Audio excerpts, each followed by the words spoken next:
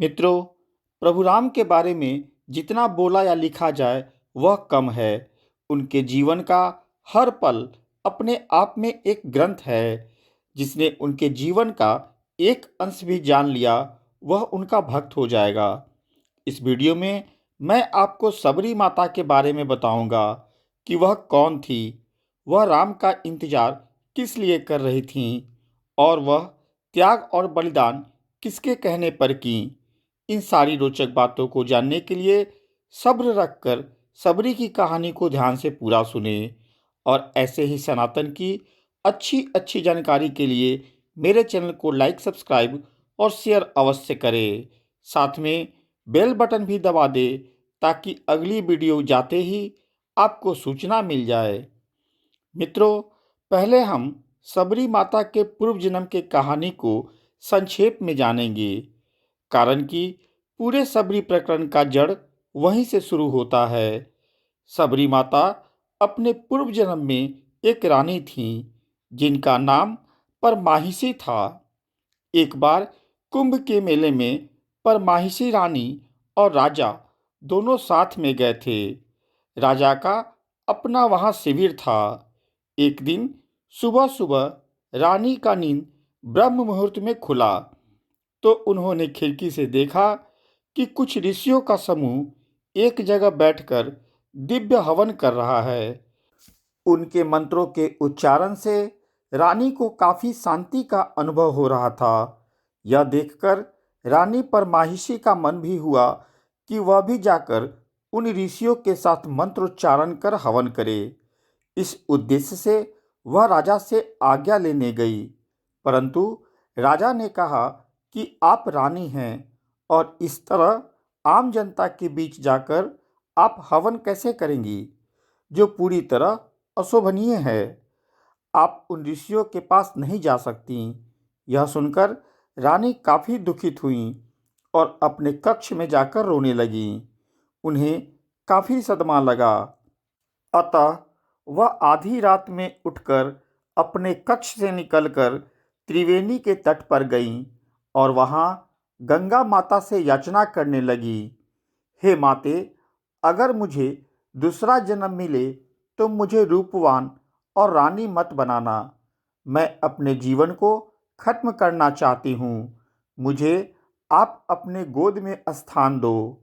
इतना कहकर रानी परमाहिषी जल समाधि लेकर अपने शरीर का त्याग कर देती हैं। यही कारण था कि सबरी न रूपवान थी न राजघराने की थी। यह बात उस समय की है जब प्रभु राम का जन्म भी नहीं हुआ था। भील जाति के एक कबीले जिसके राजा अज थे, उनके घर में एक कन्या का जन्म हुआ जिसका नाम श्रमणा था। अज और इंदुमती की पुत्री श्रमणा का ही नाम बाद में सबरी हुआ। सबरी की जाति शबर थी जो कि भील से संबंधित थी। श्रमणा बचपन से ही पक्षियों से अलौकिक बातें किया करती थी, जो सभी के लिए एक आश्चर्य का विषय था। श्रमणा धीरे धीरे युवा अवस्था में पहुंची, लेकिन तब तक अज और इंदुमती उसके स्वभाव को समझ नहीं पा रहे थे। श्रमणा के व्यवहार को देखते हुए इनके माता पिता ने एक ब्राह्मण से सलाह ली कि श्रमणा आखिर क्यों बार बार वैराग्य की बातें करती है। तब ब्राह्मण ने सलाह दिया कि शीघ्र उसका विवाह करवा दे। अतः राजा अज ने विवाह तय कर भोज के लिए एक बहुत बड़े बाड़े में पशु पक्षियों को जमा करना शुरू कर दिया। इस चीज को देखते हुए श्रमणा ने अपनी माँ से पूछा कि माँ, हमारे बाड़े में इतने पशु पक्षी क्यों जमा किए जा रहे हैं।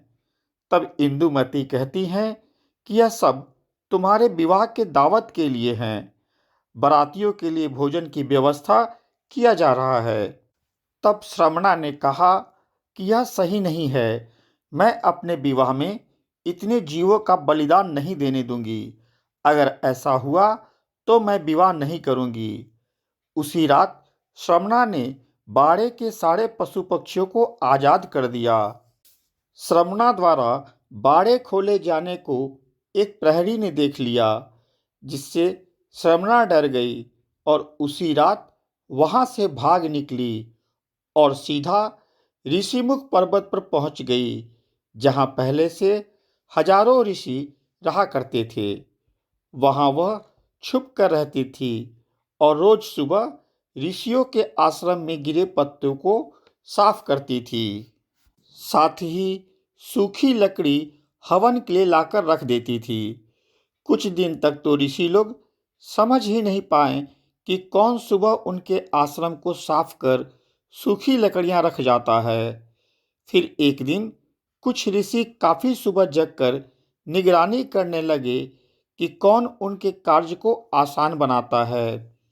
जैसे ही श्रमणा वहां पहुंची, ऋषियों ने उनसे पूछ डाला कि देवी आप कौन हैं और क्यों छुपकर हमारे आश्रम में सेवा देती हैं। वह आश्रम मातंग ऋषि का था। श्रमणा ने अपनी सारी व्यथा सच सच बता दिया। तब मातंग ऋषि ने अपनी पुत्री का दर्जा देकर उन्हें आश्रम में रहने की अनुमति दे दी। समय धीरे धीरे कटता गया। उधर मातंग ऋषि काफी बूढ़े हो चुके थे। एक दिन मातंग ऋषि ने घोषणा की कि वह अब शरीर त्यागना चाहते हैं। तब श्रमणा ने कहा कि एक पिता को तो मैं छोड़ आई हूँ, अब आप भी मुझे छोड़कर जा रहे हैं। ऐसे में मेरा ख्याल पिता की तरह कौन रखेगा।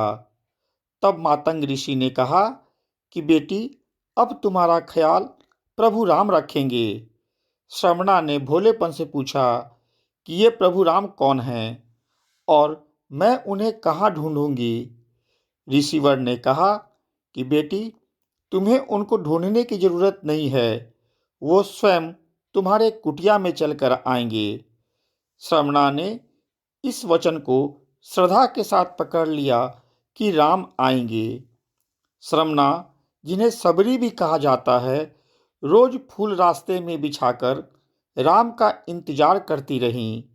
उनके लिए फल तोड़कर लाती और पूरे दिन राम का इंतजार करती थी। वह ऐसा रोजाना करती थी। ऐसा करते करते कई वर्ष बीत गए। श्रमणा भी बूढ़ी हो चुकी थी। श्रमणा कभी निराश नहीं हुई, कारण कि उसे पूरा विश्वास था कि एक दिन प्रभु राम जरूर आएंगे। फिर वह शुभ दिन आ ही गया। जब श्रमणा का इंतजार खत्म हुआ, एक दिन वह रास्ते में फूल बिछाकर कुछ बैर तोड़कर राह निहार रही थी। तभी देखा, तेज ओजस्वी चेहरे वाले ब्राह्मण भेष में दो व्यक्ति आए हैं। श्रमणा की भक्ति इतनी गहरी थी कि उसने दोनों ब्राह्मण को देखते ही पहचान लिया कि प्रभु राम आ गए हैं। उसने प्रभु का काफी आदर सत्कार किया, एक एक बैर को चख कर खिलाया ताकि कोई बैर खट्टे ना हो। श्रवणा की इस भक्ति को देखकर प्रभु राम ने बिना किसी संकोच के उसके हर प्यार भक्ति को अपने सर आंखों पर रखा। इस तरह प्रभु राम के दर्शन से श्रमणा को अपने जीवन का लक्ष्य पूरा हो गया।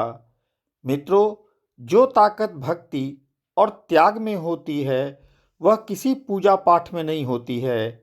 आपका मन स्वच्छ निर्मल है तो प्रभु जरूर आएंगे, चाहे वह किसी रूप में हो। सबरी की भक्ति स्वच्छ जल की तरह निर्मल थी। आज भी कोई स्वच्छ पवित्र मन से बिना लालच के सच्ची भक्ति करेगा तो उसे उसका फल अवश्य प्राप्त होगा। मित्रों, माता सबरी की जो कहानी मैंने सुनाई, वह यदि आपको अच्छी लगी हो तो मेरे चैनल को लाइक, सब्सक्राइब और शेयर अवश्य करें। साथ में ऐसे ही सनातन धर्म से जुड़ी बातें जानने के लिए बेल बटन भी दबा दें, ताकि अगली वीडियो जाते ही आपको सूचना मिल जाए। धन्यवाद।